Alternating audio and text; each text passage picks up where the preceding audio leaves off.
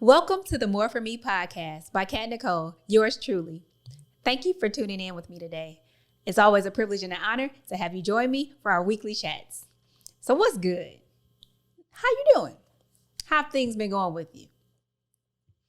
Did you have a good week? Did you have a good day? How was yesterday? Looking forward to the weekend? What day are you watching this on? Not sure? Me either. Hey, so how am I doing? Glad you asked. Well, I gotta be honest with you. So the past couple weeks, I've actually been struggling a little bit. Can I say it's the past couple weeks? It's kind of like a buildup. And not for the reasons you may think, right? So everybody's thinking you're like, oh, COVID-19, 2020, everyone's trying to throw it away. Got elections coming up. That's all crazy. Racism. Don't use our word. Maybe it's your finances, your job situation. Are you unemployed? Did you get laid off? Do you not like your job? Your relationships, those challenging, navigating those waters, those are never easy. Purpose? Yeah. So that's what I'm talking about.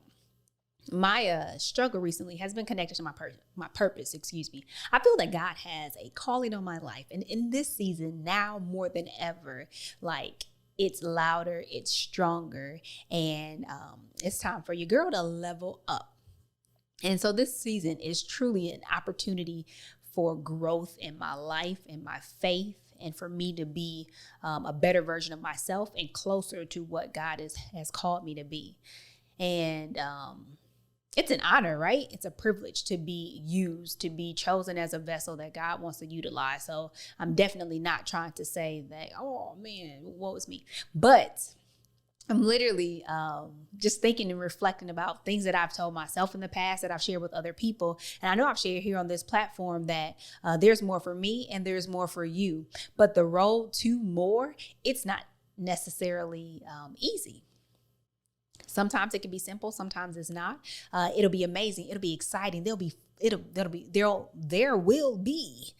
be thrills and like just all sorts of excitement and good stuff. But then there also will be bumps and snags and valleys that lead to mountains, that lead to valleys. Like, there's a lot going on. But one thing's for sure, like, I can say from the bottom of my heart, more is hard. Well, not more itself. But you know what I'm saying? The road to more is actually very challenging, it's difficult, and it's a hard thing. And so for me, recently, I've been in a place where I am sitting with this idea that it's okay not to be okay. It's funny, I had turned on the radio, driving to pick the kids up from school, and apparently somebody has a song, It's Okay Not to Be Okay, but I don't listen to the radio like that, nor that person, so it's a pointless reference because I don't really know what it is, but I did hear a song recently like, it's okay not to be okay. But literally, that song and randomness aside, it is okay not to be okay.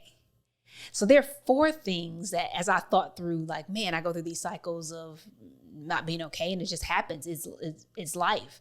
But I wanted to share some things with you because if you're human, which you're watching this, assuming that you are, or you're listening to this, if you're human, then there are times in your life, and there will be times when you're not okay. So I'm going to talk about 4 things that help us consistently determine if we are okay and what we can do about it. All right, so let's dig in. Number 1, be in tune with how you are feeling and how you're doing overall. So, our kids go to Christian private school. So my daughter, who's 3 years old, she comes home last week and she's like sharing her lessons, what she learned from school. And a part of it was, Mommy, when I get angry, it's okay because God gave me that feeling. Like, okay, I see you, school, paying this tuition. You better teach this girl something. Yes, awesome. I was really excited. My daughter is very in tune with her emotions and how she feels, and she definitely vocalizes that. But to have that connection, like, where is it coming from? Because sometimes people will try to tell you to suppress and blah, blah, blah. But like, yes, we all need this lesson that this 3-year-old is bringing home, right? Anger, sadness, joy, love, like happiness.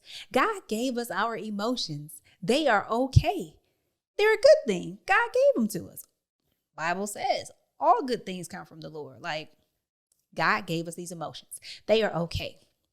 And so I think that's an amazing thing to know, but we have to believe it for ourselves, not just for my 3-year-old, but that how I'm feeling, it's okay. So I don't have to ignore it. I can literally sit with myself, think about it, and conclude, hey, I'm sad today. Oh, feeling a little lonely. Wish I could hang out with more than Team Thompson. Man, like whatever that feeling may be, that you literally have this feeling. God gave it to you. It's okay. So you have to be in tune with how you're feeling and doing. So you can't ignore yourself. You can't go so much, just go, being busy, that you don't take the time to stop and assess, how am I doing? What do I feel? Work is not a feeling. Like, how am I feeling? Am I happy? Am I sad? Am I frustrated? Am I fatigued? Like, whatever that is, take the time, make the time. I don't have time. Make the time, make it a priority to be in tune with your feelings and how you are doing. Number 2, acknowledge that you are okay, right? Step 1 is just to be in tune with your feelings. It doesn't have to be negative. So step 2 is to acknowledge that you are not okay. Yes, we want to celebrate the wins and the good things, like, oh, these are happy feelings. But there's also the realm of the darker side where you're actually not okay. So you want to make sure that you take time to acknowledge that you are not okay. So I love making up examples when I don't have good ones. So here goes French. So French says something to me. I don't know what, because I'm making this up, but French says something to me and I don't like what he says. And it makes me upset. I get angered by what he says. I have to accept that, like, not just, hey, keep going, we have to get through the day. No, I can stop and I can accept. I'm going to acknowledge that I'm not okay. I'm not okay with what just happened and how I'm feeling. So take the time to make sure that you acknowledge that you're not okay. And not being okay, I really boil that down to that you're not in a healthy place with your thoughts, your words, or your actions. So how do I know if what French said has put me in a place where I'm not okay?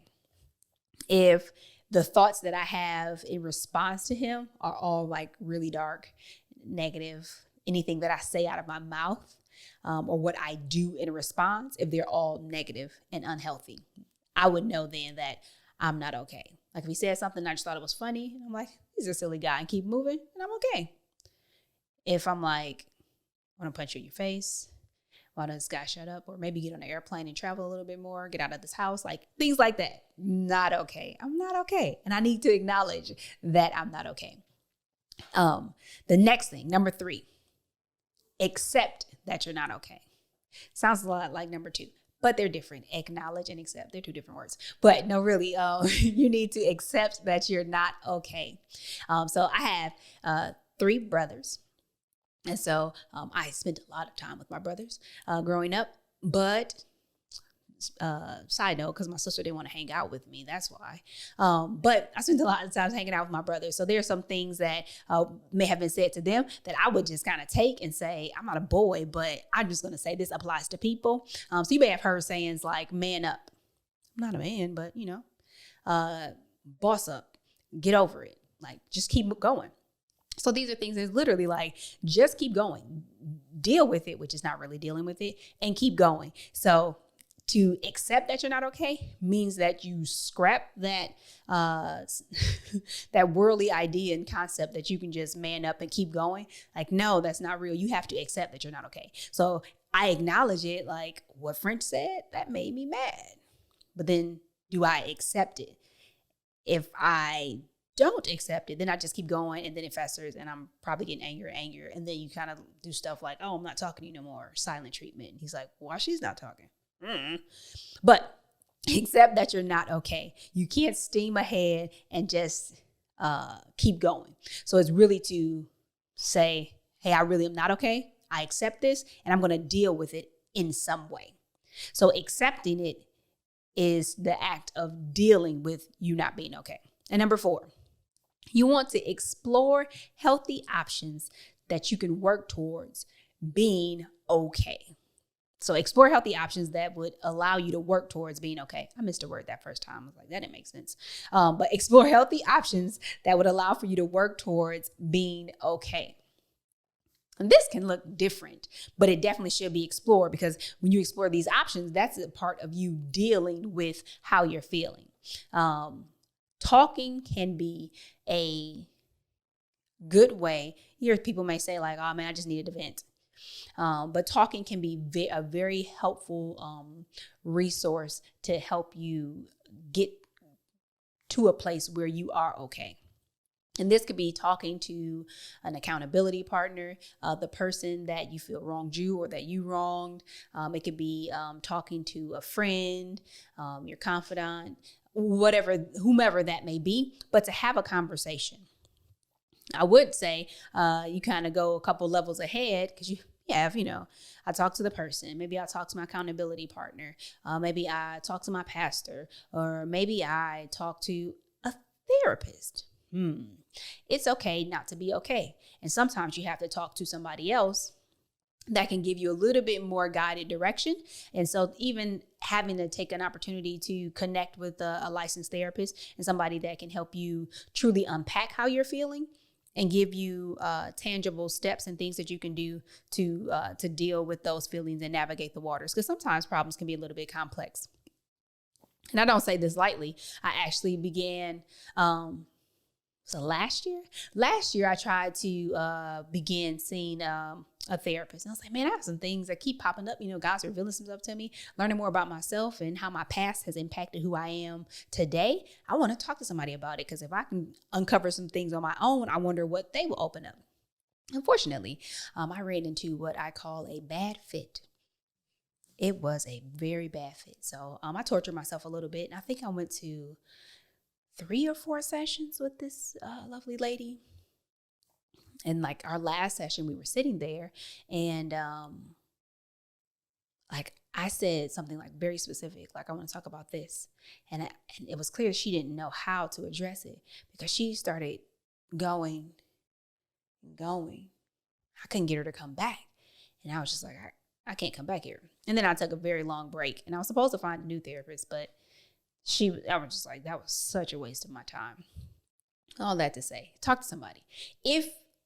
And this I have learned because I've tried recently here to establish a relationship with a therapist and try again. They say that therapy is like dating, right? You don't just walk up and like, oh, them shoes, they fit me. It's going to be perfect. No, that sometimes you have to work to find somebody that you feel comfortable communicating with, that you guys connect well. You respect what advice and recommendations they give. They're good listeners, so on and so forth. If you go to talk to a therapist, don't do the one time and I'm out. I went to one session, I didn't like it, I'm out. Or I don't like this person. Every therapist is bad. Make sure you keep on trying. Sometimes your company might have a program, employee assistance program or something, and they'll let you switch and try somebody else, because they would prefer for you to be healthy and to be okay than to not be okay. So talking to a therapist is definitely a viable option. I'm going to continue to press and try to find the right therapist for me so that we can connect and dig into some things. Because again, sometimes that conversation, it has to go beyond just, I talked with a friend. So talking can be very, very helpful. Journaling is also another option. Journaling can be very therapeutic. Sometimes it allows for you to get things out. Journaling, or even I've heard people writing letters. It might be a letter to someone who's not even here anymore, right? They've passed and aren't on this earth, but people have shared stories or testimonies about writing letters to people and being able to release and not carry that, right? Because when you don't deal with something, really, you sweep it under the rug, but there's no open hole under the rug for stuff to fall away. So it really just accumulates, right? So it's like dust bunnies if you don't sweep. They don't go away. You can't wish them away. If you don't sweep them up and deal with them, you're going to have a huge collection of dust bunnies. That's going to be so gross. But you have to deal with stuff. You can't just sweep it under the rug. So whether or not it's being able to address it directly with a person or going through a process on your own to address it. But writing can be very helpful. You're able to slow down and get your thoughts out. And if you want to go on a tangent or how deep you want to go into something, you can go as far as you want to. So journaling might be a thing. And I know that sometimes when I hear about things, it seems like it was like a fancy thing and you had to create space and time and special pencils and a special notebook and all this stuff. You can do all that, but it can also be as simple as writing it down. Like, I'm gonna write on the back of this envelope where this bill came in, or, this little leaflet came in the mail, and I'm gonna write some stuff down on this, and I got it out. Whatever you have access to, there's no harm in using that. The point is to write it. Just like talking. The point is to get it out, to converse. So you just want to make sure that you're doing it. It doesn't have to look a certain way. I want to make sure I say that because sometimes what we've built up in our head can be a roadblock or hindrance for us to actually do what we need to do. So it doesn't have to look a certain way. And if you have certain expectations, like what mine does, don't put too much pressure on yourself where, again, you don't actually do the exercise of talking or journaling because you're caught up in how it looks. We want to be caught up in what it does, what we get out of it. And also, another healthy option I would say is to take some time to yourself or by yourself. Oftentimes, we don't really spend time alone in stillness, like to pause, peace, let things calm down and settle, that you just go. So whether or not is you need some alone time or you need some time where you are able to switch off, put yourself in sleep mode, not necessarily actually going to sleep, but just chill. Like, just be, like, literally. Just take some time by yourself or to yourself. And that may include you doing something. Maybe you watch a movie, maybe you go for a walk, maybe you sit outside, sit by the lake, like whatever that may be. Yesterday, French and I had the opportunity to sit outside and gaze at the stars and the few airplanes that were going by. But like literally just taking some time. It's quiet. Neighborhood's not loud at all, but the sky is beautiful and you can see it all. But just to have those moments, to take that time, and it clears the air, allows for you to process and think more clearly and rationally. But just a few of the things that you can do. Of course, there are other options and things that you can explore. But the idea, though, really is that you're just exploring. So you got to be in tune with how you're feeling. And literally, like, how am I doing today, right now, in this season? And that you want to be able to go to that place to care about how you're doing, what you're thinking, how you're feeling. Oftentimes we do that for other people, but we have to remember to take care of ourselves as well. Because you can't take care of yourself, and you can't take care of other people. 2, you have to acknowledge that you're not okay. I have these feelings and I have to acknowledge them. 3, you have to accept that you're not okay. Don't just acknowledge it and keep it moving. Acknowledge it and deal with it. It's okay not to be okay, but we don't want to stay that way. We definitely have to make progress towards getting better and getting to a better place. And then 4, explore healthy options towards being okay. And that's, again, the actual act of dealing with what's going on. So as I, again, have been struggling a lot lately, all for good reason, but still a struggle nonetheless.